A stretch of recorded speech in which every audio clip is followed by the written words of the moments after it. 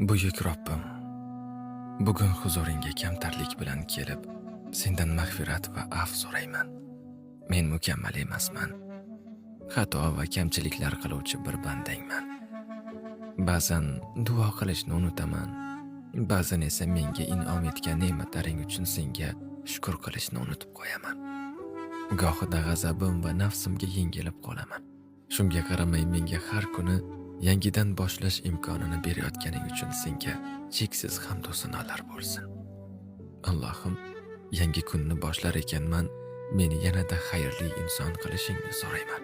Xulqimni, dunyoqarashimni, fikrlarimni, munosabatlarimni go'zal qil. Agar xato yo'llarga ketayotgan bo'lsam, meni to'g'ri yo'lga hidoyat qil. Senga yaqin bandalardan bo'lishni xohlayman. O'zing duoyimni ijobat qilgin. Amin.